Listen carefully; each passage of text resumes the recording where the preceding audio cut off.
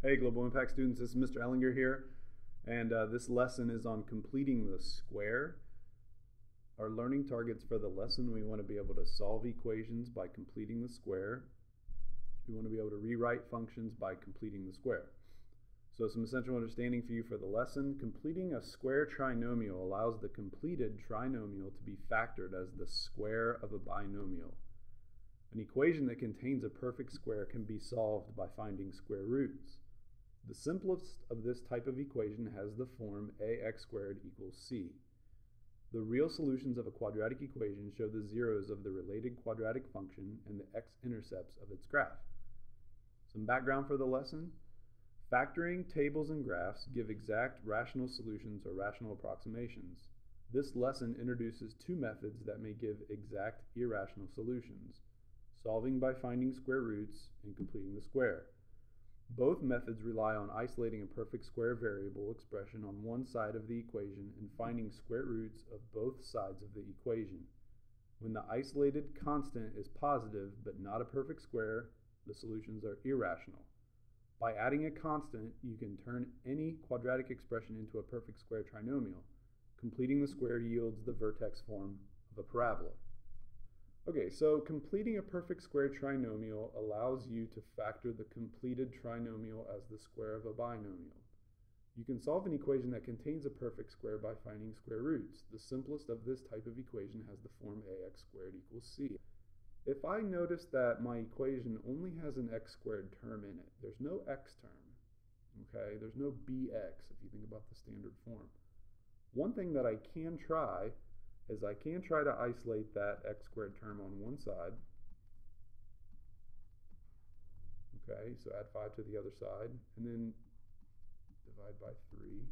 So I get x squared equals 10. And then, once I get x squared equals 10, I want to know what x is, so I will take the square root of x squared to get x, which means I have to take the square root of this side, so the square root of 10. So on the left I get x, and on the right I get plus or minus the square root of 10. Okay, now 10 is not a perfect square number, so how do we handle this? Well, if you're doing a problem where it tells you to round your answer to the nearest tenth, then you're lucky, because they're telling you you can use a calculator.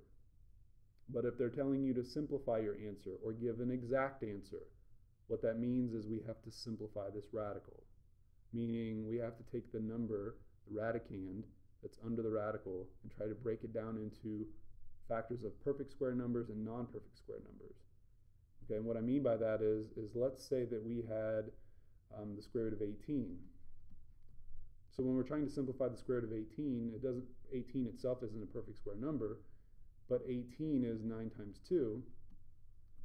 So once we recognize that 18 is 9 times 2, we can write 18 factored that way, and then there's a product of radicals that says we can separate factors under a radical into their own radicals, and the square root of 9 can be simplified down to a whole number, and the square root of 2 cannot.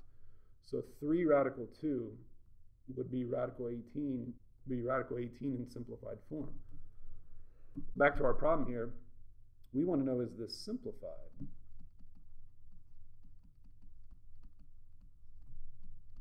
So can 10 be broken down into a product of perfect square numbers and non-perfect square numbers? And the answer is no.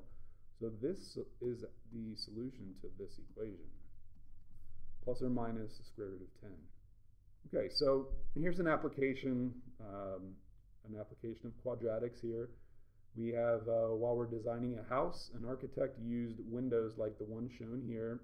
What are the dimensions of the window if it has 2,766 square inches of glass? So from the picture, what we can see is that the width of the window is x and the height of the window is 2x. So that it is twice as high as it is wide. So step one, we have to find the area of the window. And since it's a rectangle, we know that the way that we find the area of a rectangle is area equals length times width. Okay. So our length is 2x and our width is x. So our area in terms of x is 2x squared, and the units are inches squared. Okay, but we also have this semicircular part on top of the rectangular part. So we have to come up with a formula for it in terms of x. All right, and the diameter of that semicircular part is x, so the radius of that would be x divided by 2. A semicircle's area is 1/2 pi r squared. So in terms of x, we have 1/2 times pi times x over 2 squared. And if we clean that up a little bit, square x over 2, we get x squared over 4. 1/2 pi times x squared over 4, we can clean that up a little bit more, and we get pi over 8 x squared, inches squared. That's the area of the semicircular part in terms of x. Add those two together, we get the total amount of glass used. So 2x squared plus pi over 8 x squared equals 2,766. And we have to solve this for x. So we combine our x squared terms. Okay, 2 plus pi over 8, that quantity times x squared equals 2,766. So we're writing our equation in ax squared equals c form. Divide both sides by 2 plus pi over 8 to isolate x squared. Take the square root of both sides, and we find that this solution to that equation is plus or minus 34. However, lengths cannot be negative, so we will only consider the positive 34 answer. So length cannot be negative. The rectangular portion of the window is 34 inches wide by 68 inches long. The semicircular top has a radius of 17 inches. Those are the dimensions of the glass, okay? So here you can see, an application of quadratics when we're working with unknown lengths and we're working with area formulas. We're going to be using our skills involved with solving quadratics. Okay, so let's talk a little bit about our other method here. What happens when we have an equation where we do have this bx term? Okay, we talked about what happens if we have equations that only have the x squared term in them. What happens when we have x squared and bx and we can't solve it by factoring? Okay, what do? Well, we have a technique that we can use called completing the square. So if x squared plus bx is not part of a perfect square trinomial, you can use the coefficient b to find a constant c so that ax squared plus bx plus c is a perfect square. And when we do that, we're doing what's called completing the square. And why we do that is because if we have a perfect square trinomial factors into the form x plus some number a squared. Okay? And then once we get that factoring, then we can take the square root of this to undo the squaring and have an equation that just has x in it. Okay, so that's kind of where we're headed with this. So before we talk about the actual technique of completing the square, let's look at a diagram that kind of explains what's going on. Here we have, and again I'm using area representation here, I have a bluish square that has dimensions x. That square has an area of x squared, x times x, side squared. This orangish colored rectangular piece has a dimension of b and x, so its area would be bx. The total area of this whole outer rectangle would be x squared plus bx. So what we want to do is we want to create a square from this, okay? And this is an illustration again of what's called completing the square. So the first thing we're going to do is we're going to take our rectangular area that was of length b, and we're going to divide it in two parts. And we're going to put half of it here, and we're going to put the other half of it here, above the bluish square region. So we have now two halves, 2b over 2 length segments, b over 2 times x. Okay? And what we're going to do is, we don't have a square, but we can put a little piece in here, and that's what this green square represents, to complete the square. So this little green square is going to go right in this spot, and the dimensions of that little square are b over 2 times b over 2, which is b over 2 squared. So this process of completing the square takes a two-term quadratic, x squared plus bx, and now we can create a three-term, a trinomial, which will in fact be a perfect square trinomial that will look like this, x squared plus bx plus the quantity b over 2 squared. And here you can see the finished product. And what we can do is when we complete the square, we have what's called a perfect square trinomial, which means we can write it in factored form as x plus b over 2, that whole quantity squared. Okay, so again, this is a powerful thing that we're going to use. It's called completing the square, and here in the concept box you can see like a formal definition of completing the square. So let's see how this plays out. So first, we're just going to look at how do we complete the square. So I have an example, what value completes the square for x squared minus 10x? So we take x squared minus 10x, and if you recall, we have to identify what is b over 2. Well, b we know is the coefficient on x. So in this example, b is negative 10. So b over 2, negative 10 over 2, would be negative 5, and that squared would be 25, positive 25. So b over 2, that quantity squared, is 25. So we would add 25 to the terms x squared minus 10x. We would add 25, and that would create a perfect square trinomial. And you can see the perfect square trinomial x squared minus 10x plus 25 factors into x minus 5, that quantity squared. So this concept box outlines that process, okay, of solving an equation by completing the square. So rewrite the equation in the form ax squared plus bx equals c. So if we don't have the perfect square trinomial set up already, we're going to add or subtract the c value that is there to the other side of the equation. We're going to get all terms with variable on one side, constants on the other side. We're going to divide all the terms of the equation by the coefficient of x squared if it's not 1. And then we're going to do this thing called completing the square.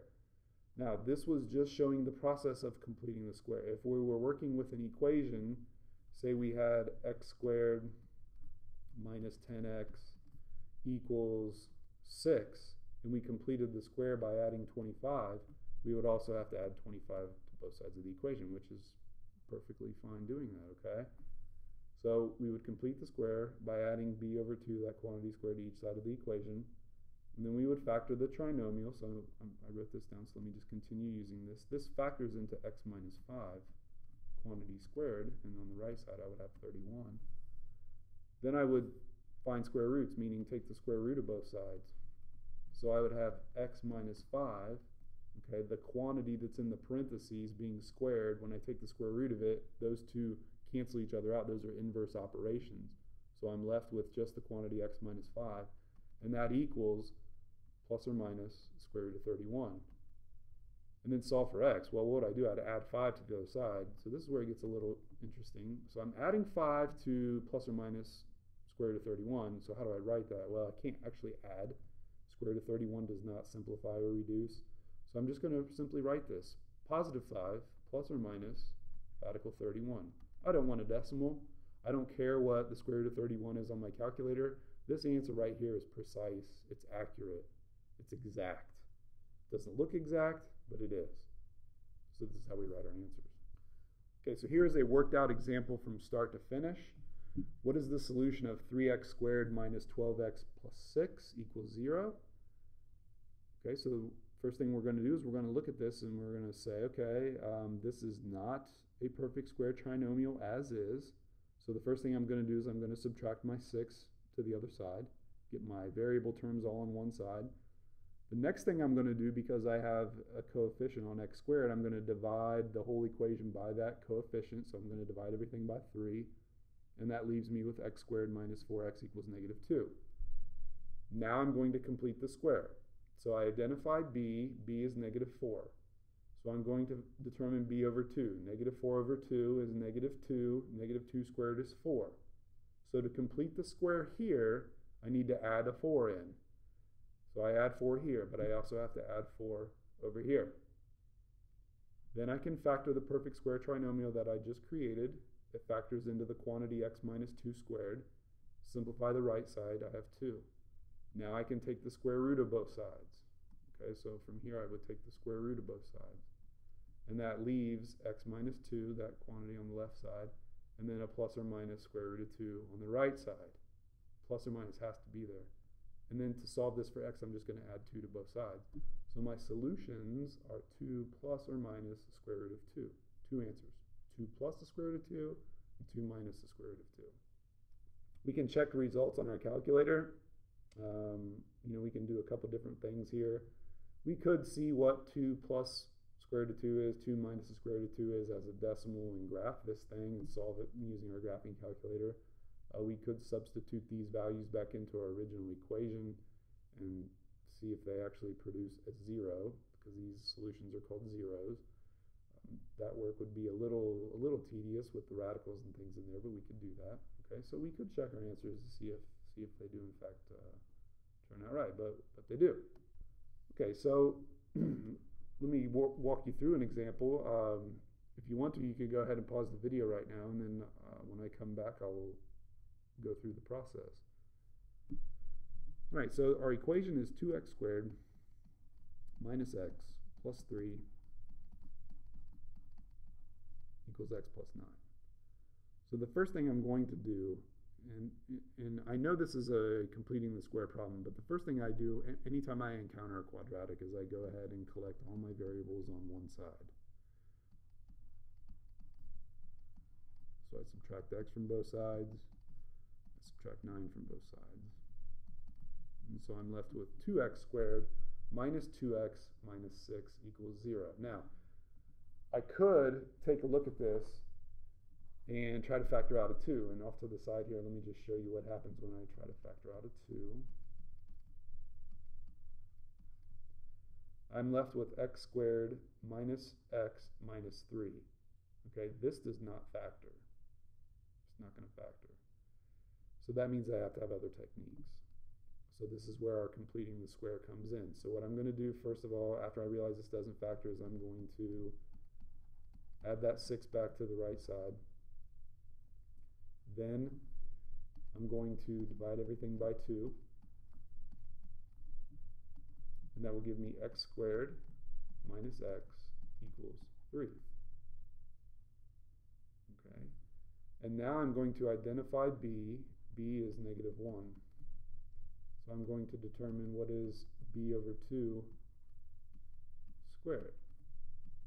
That's 1/4. Okay. So what I'm going to do is I'm going to take the value of 1/4 and I'm going to add it to both sides of my equation.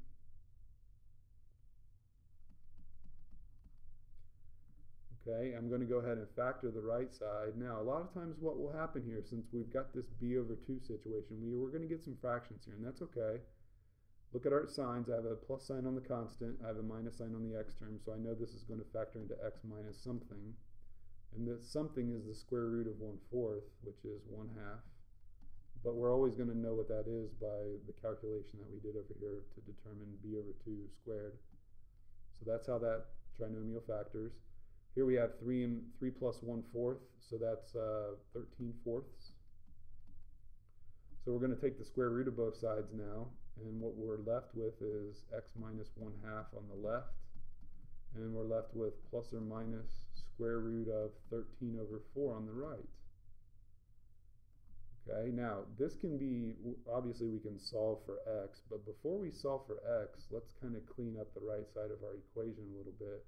I'm going to erase this here so I can continue working over here to the right. So let me rewrite what I have.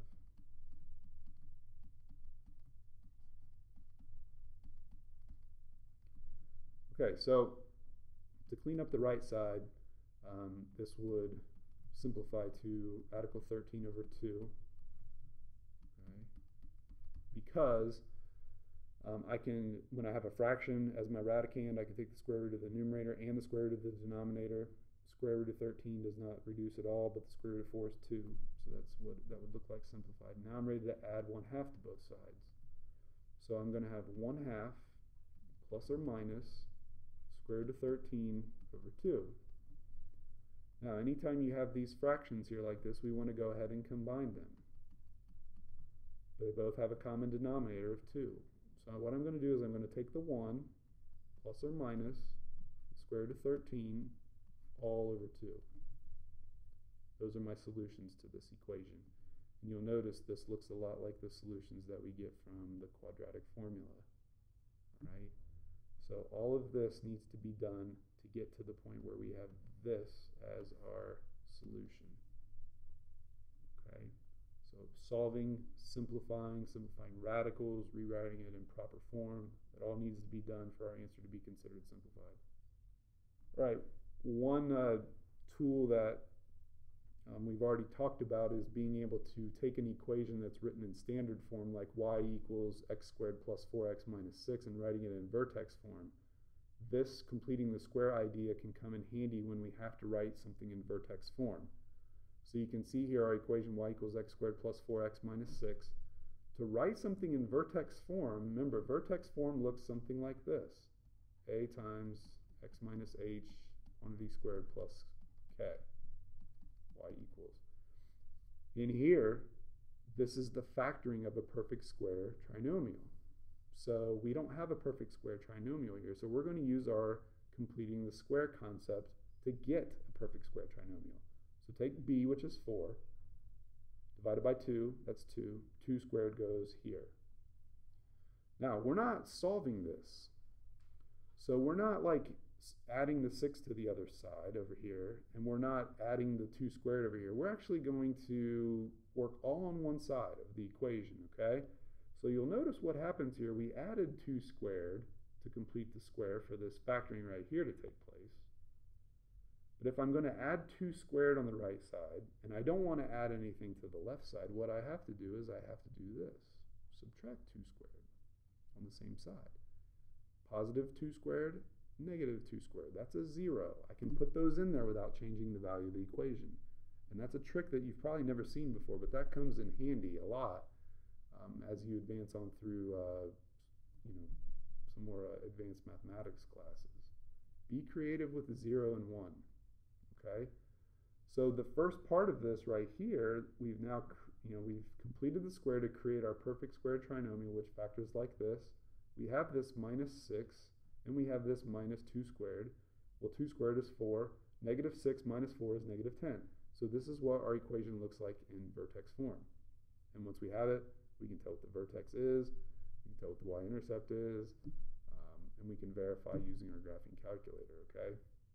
So you might say, well, why do I need to do that? Why do I need to go from standard form to vertex form? And if it's going to be this difficult, why do I need to worry about it? We need to be able to do this, okay? And there are reasons that will become apparent in the future, okay? So we have to be able to go from standard form to vertex form, go from vertex form to standard form. Going from vertex form to standard form is much easier, okay? Going from standard form to vertex form can be a little more difficult. Okay, so completing the square, it's kind of a cool thing how it works, and it's definitely a trick that can come in handy when we're stuck and we can't factor an equation, to solve a quadratic equation by factoring. It's just another tool that we have that allows us to solve these equations. So I hope you guys have a great day, and we'll see you next time.